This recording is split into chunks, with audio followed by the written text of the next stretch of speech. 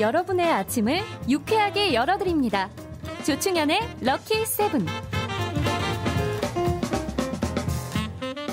여기저기 추천하고 싶은 명강의, 반주원에 들리는 역사, 한국사 강사 반주원 선생님 나오셨습니다. 안녕하세요. 네, 안녕하세요. 네, 선생님 오늘은 또 어떤 주제로 수업 재밌게 해주실 건가요? 네, 자, 내일이 무슨 날일까요? 내일이요? 네. 내일? 2월 발렌타인데이. 맞습니다. 2월 14일. 네. 발렌타인데이인데요. 저 초콜릿 많이 먹는 날. 네, 그렇죠. 쪼르들 초콜릿 많이 먹는 많이 날. 받으세요? 네. 많이 받죠, 많이 받죠. 용돈 팍팍 나가시겠어요. 혼자 사서 드시는 거 아니죠? 아니에요. 네. 어떤 어렸을 때 생각이 나네요. 네네. 예전엔 박스로 받았어, 박스로. 아, 정말로요? 네, 박스로. 네. 저는 여자고등학교 다녔는데요. 전 여고에서 네. 제가 초콜릿을 받아봤어요. 제 캐릭터는 왜 이럴까요? 네. 재밌어요. 네. 자, 그래서 이제 네. 그거랑 관련된 이야기, 그리고 역사 속 조상들의 사랑 이야기, 이런 걸 좀 들려드릴게요. 그럼 굉장히 또 달콤한 수업일 것 같은데, 네. 먼저 발렌타인데이 그 유래부터 한번 짚고 넘어가 볼까요? 네, 맞습니다. 자, 이 그리스도교의 성인이었던 발렌티누스. 근데 이분이 이제 영어로는 발렌타인 이렇게 됐기 때문에 예. 이분에 대한 축일로 양력 2월 14일을 발렌타인데이로 정한 거다. 이런 설도 있습니다. 네. 하지만 이것이 확실한 것은 아닌 거죠. 네. 자, 예를 들자면 우리가 알고 있는 것처럼 3세기 무렵에 로마 황제였던 클라우디스 2세가 군대의 기강이 문란해질 것을 우려해서 네. 병사들에게 결혼을 못하게 합니다. 허허, 그랬더니만 허허. 결국은 이제 이게 말이 안 되잖아요. 말이 안 되죠. 그래서 발렌티누스 사제가 예. 이 명령을 어기고 혼인 성사를 집전을 했다가 순교를 당하게 됩니다. 순교까지? 예, 어쨌거나 황제의 명을 어겼으니까요. 어쨌거나 그래서 저쨌거나. 그날을 가지고 2월 14일을 뭔가 사랑의 결합 이렇게 해서 발렌타인데이로 불렀다라는 설도 있고요. 네. 그 외에 다른 설 같은 경우는 로마 카톨릭에서 이 날을 그냥 그런 거랑 다 상관없다. 그냥 이교도의 축제다. 이렇게 또 보기도 하고요. 그다음에 그 외에는 우리가 아마 많이 들은 얘기가 있을 겁니다. 사랑하는 사람끼리 선물이나 카드를 주고받는 날, 바로 이 날은 1477년 영국에 이 편지는 영국으로부터 시작돼요. 자, 진짜로 이 얘기인 거죠. 자, 영국의 한 시골 진짜요? 처녀였던 마가리 브루스는요. 네네. 몇 년째 짝사랑하던 남자친구에게 사랑을 가득 담은 고백의 편지를 보냅니다. 네. 그런데 이것을 계기로 해서 두 사람은 정말 결혼에 골인을 했다고 합니다. 예. 자, 이것 때문에 이 날이 생겨진 거다. 뭐 이런 설도 있는데요. 그래서 영국에서 그렇게 100년 전에 썼던 편지들이 많이 오는구나. 네, 제가 한 통 보내드릴까요? 네. 자, 그런데 문제는 네. 최근에 이제 가장 많이 들려오는 얘기는 사실은 그게 아니다. 그냥 이런 얘기 저런 얘기 많은 것도 맞고 역사 속에 이런 일이 있었던 것도 맞지만 이걸 구태여 초콜릿을 주는 사랑 고백의 날 이렇게 만들어버린 건 일본의 마케팅 때문이다라는 얘기가 사실은 뭐 정설이죠. 그렇고 마케팅. 사실 이게 좀 상업적으로 이용된다는 비판도 있어요. 네, 그래도 맞습니다. 근데 뭔가 그 젊은 연인들에게 의미 있는 날 아니겠습니까? 그렇죠. 굉장히 의미도 있고 사실 어떻게 보면 부담도 되고. 많이 내가 되죠. 받으면 또 줘야 되잖아요. 그렇죠. 이런 게 이렇게 서로 또 안 주면 또 삐치고. 맞습니다. 그럴 수도 있는데 어쨌든 우리 조상들도 이렇게 좀 뭔가 그 달콤하게 사랑 고백하는 날 이런 것들 뭐 혹시 있었을까요? 있었고요. 단오날 뭐 이런 날 아니고.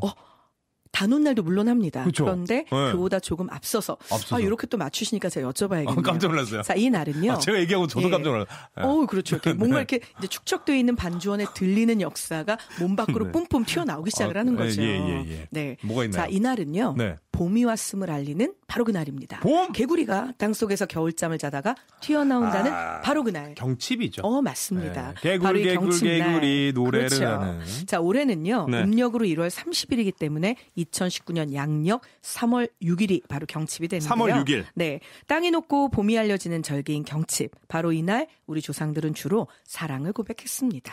아무래도 그렇죠. 겨울보다는 봄이 되면 뭔가 이렇게 봄바람도 불고 좀 싱숭생숭하고 좋아하는 사람 옆에 좀 더 가까이 가고 싶고 그래서 이제 이걸 고백을 한 건데요. 봄처녀 제오시네. 네, 뭔가 설레죠. 맞습니다. 설레. 예. 그런데 처녀는 이제 조충현 아나운서님만 기쁜 거고요. 우리들은 지구상의 반인 여자들은 이제 봄총각이 그렇죠. 저기서 오셔야 네, 되는데 남성이 또. 예. 그렇죠. 네. 그런데 우리 조상들은요. 초콜릿이 아니라 이것에 사랑을 담아서 고백을 했습니다. 어떤 거요? 자, 그것이 뭔지 여쭤볼게요. 네, 몰라요. 이거는요. 이 나무가 서로 마주보고 서 있기만 해도 열매를 맺습니다. 그런데 열매를 맺고 이 나무가 제대로 성장을 한다. 그러면 한 번 싹을 틔우잖아요. 네. 무려 1000년을 간다라고 이야기되는 나무입니다. 그래서 이 나무는요. 이거의 열매를 내가 너한테 줄게. 그러니까 너도 나랑 같이 1000년을 갈 수 있는 사랑을 하자. 이런 의미를 담아서 상대방에게 줬던 거죠. 천년이지. 무슨 나무일까요? 무슨 나무일까요? 이게? 어머나 뱅크 트리라고요. 아, 은행나무. 네, 맞습니다. 은행나무를 줘요. 네, 아, 네. 근데 의미는 굉장히 좋은데. 은행알을 주는 거죠. 은행알. 네. 근데 사실 은행이라는 말 제가 한번 이렇게 말씀드린 적이 있는데요. 다른 이야기하다가 참 아름답죠. 은행이라는 말이. 그런데 그렇죠. 우리는 은행이라는 말을 들으면 그 예금 냄새, 적금. 그렇죠. 예금 적금 아니면 네, 그 금리. 은행알의 냄새 이런 그러니까요. 게 이제 생각이 냄새. 나서 엄청. 조금 꺼려하시는데요. 네, 밟으면 사실 좀 어우. 그렇죠. 근데 은행 그 겉에 딱딱한 껍데기가 딱 까졌을 때 속에 들어있는 아이는요. 은색으로 되어 있는 얇은 막이 한번 있고 그 안에 은행이 들어 있습니다. 자, 은행이라는 말 자체가요. 은빛 살구라는 뜻입니다. 실제로 굉장히 아름답죠. 네, 그래서 이걸 주면서 서로 사랑을 고백했다. 우리 조상님들의 사랑 고백이 훨씬 건강에도 좋고 여러 가지 의미가 담겨 있지 그렇죠. 않나요? 건강 좋죠. 건강에 굉장히 네. 좋습니다. 참 그러고 보면은 우리 조상들이 좀 낭만적이었다 이렇게 볼 수 그럼요. 있을 것 같습니다. 그럼 조상님들의 사랑 이야기도 들어보고 싶은데 좀 뭐 네. 어떤 에피소드 있습니까? 자, 지금 제가 해드리는 이분의 사랑 얘기는요. 아마 이 사람을 한 번도 못 들어본 대한민국 사람은 없을 겁니다. 그런데 또 이 사람의 사랑에 조르디? 대해서 네. 띵띵띵띵입니다. 죄송합니다. 자, 근데 이 사람의 사랑에 대해서 예. 또 그렇게 자세히 알고 있다라고 생각했는데 막상 잘 뒤져보면 몰라요? 잘 몰랐을 겁니다. 누구지? 바로 누구냐면요. 예. 조선시대 최고의 기녀였자 또한 여류 문인이기도 했던 바로 이 사람.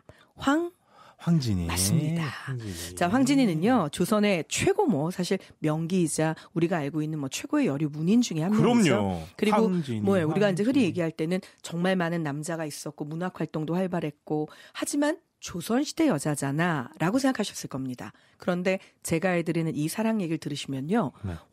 이 여자 뭐지? 정말 21세기에 가져다 놔도 정말 이 사랑은 너무 현대적인 거 아니야? 라는 생각이 드실 그래요? 겁니다. 자, 바로 그 주인공은 누구냐면요. 우리가 알고 있는 황진이. 어느 날 황진이는 예. 천수원 냇가에 바람을 쐬러 나갔습니다. 그런데 어딘가에서 남자의 노랫소리가 들려왔죠. 발길을 멈추고 들어봤더니 그 노래는 너무나 어마어마한 명창의 소리였습니다. 바로 그 사람은 명창 이사종이었죠. 네. 자, 두 사람은 이렇게 만나서 서로 반했습니다. 네. 그리고 드디어 동거에 합의를 합니다.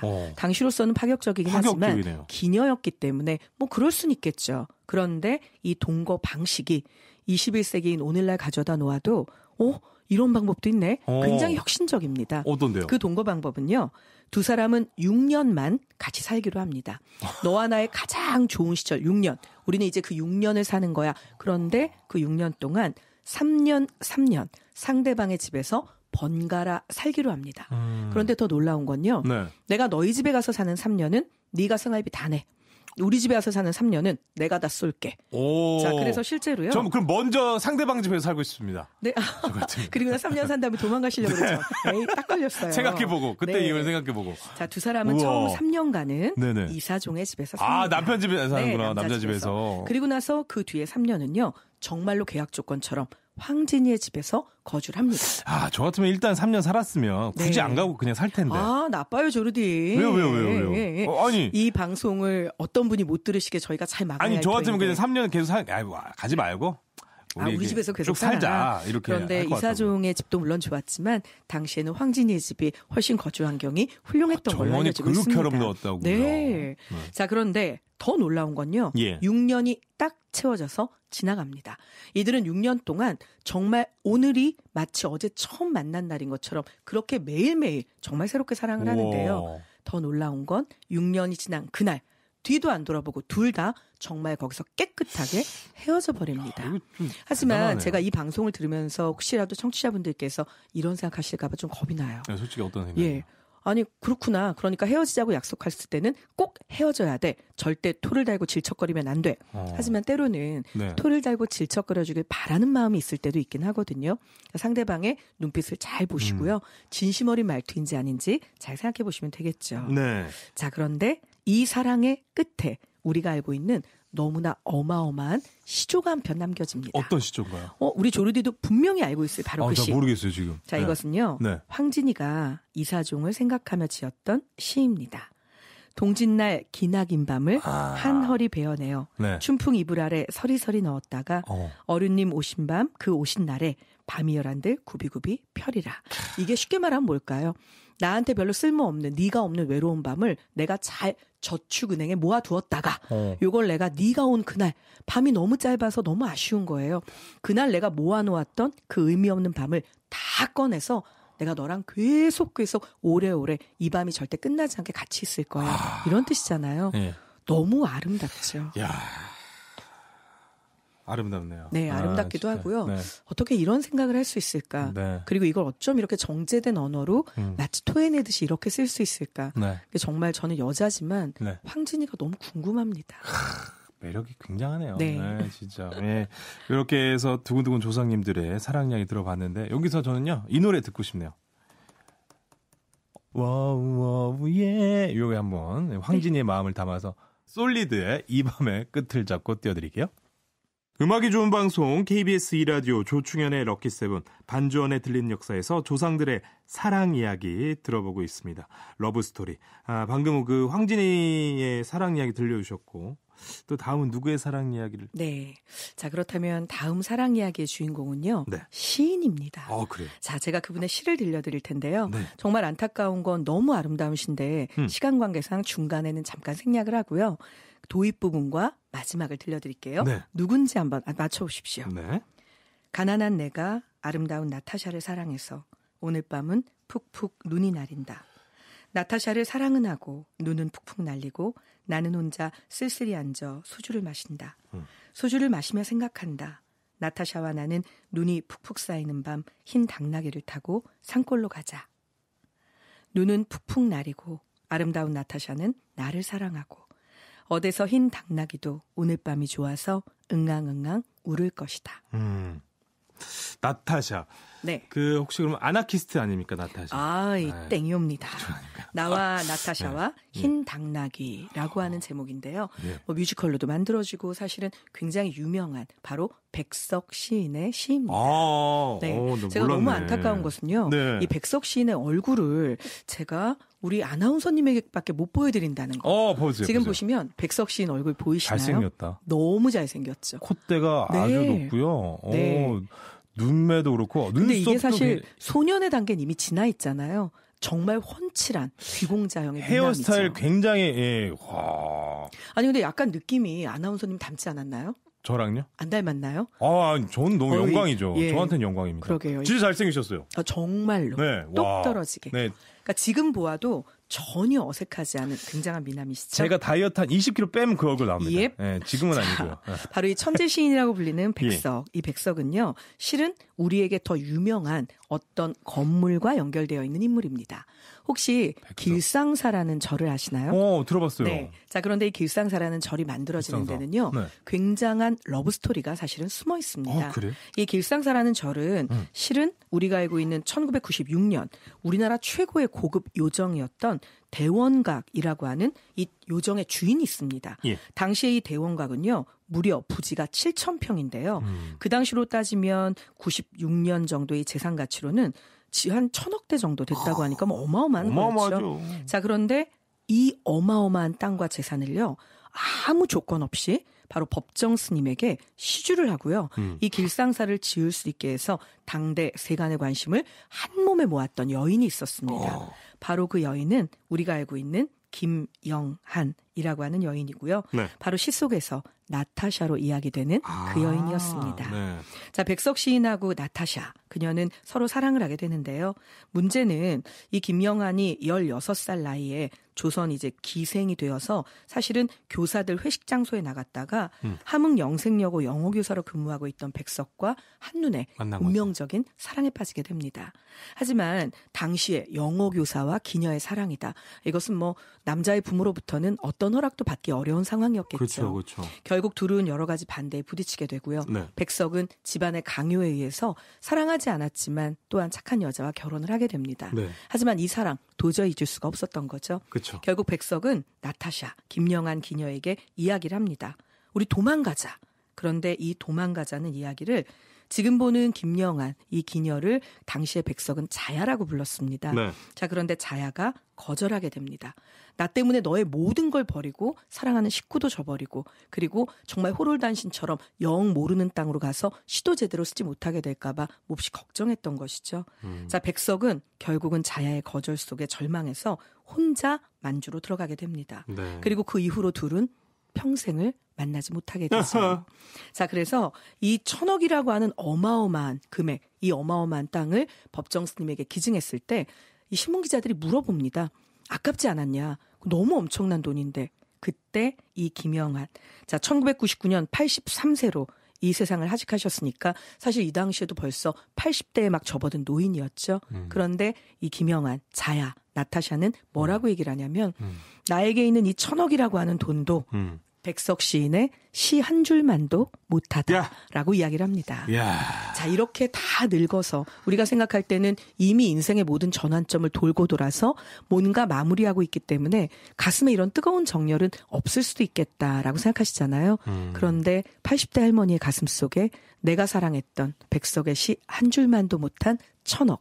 아마도 이것을 법정 스님에게 기부했을 때는 그 남자와의 사랑 그리고 자신이 이제 생을 마감하는 것 이런 모든 것들에 대한 회한과 감정이 아마 어우러져 있지 않았나 그런 생각이 듭니다. 멋있네요. 1,000억. 1,000억만 멋있으시면 안 되죠. 법정스님, 네, 무소유까지 또 생각이 되면서. 네.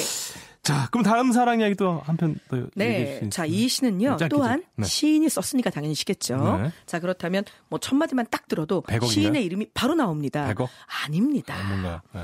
산산이 부서진 이름이요. 네. 허공 중에 헤어진 이름이요. 네. 불러도 주인 없는 이름이요. 부르다가 내가 죽을 이름이요. 아는데? 네, 누굴까요? 나 갑자기 머리 있으면 생각이 안 나네요. 아는데 그거. 가시는 걸음걸음 놓인 이곳을 사뿐히 지려밟고 가시라고 하면 기억이 나시겠습니까? 그렇죠. 소월. 네, 맞습니다. 바로 김소월입니다. 네. 자, 진달래꽃으로 유명한 김소월은요. 네네. 첫사랑이었던 동네 소녀가 있었습니다. 바로 오순이라는 이름을 가진 소녀였는데요.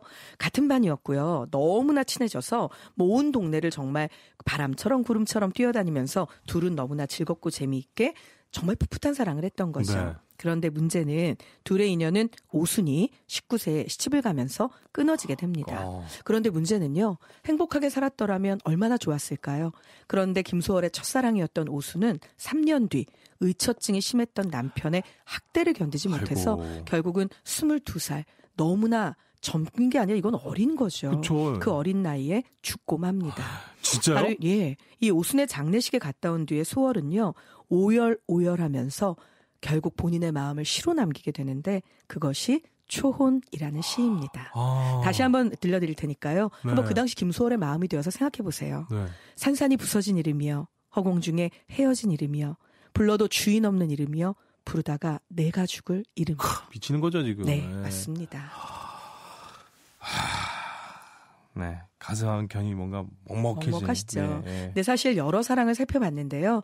이제 내일 발렌타인데이에는 네. 다들 그냥 기쁘고 뭔가 거침없고 막힐 것도 없고 그래서 늘 즐겁고 행복한 그런 사랑이셨으면 하는 바람도 있지만 늘 즐겁고 행복만 하면 그 사랑에 또 무슨 묘미가 있겠습니까?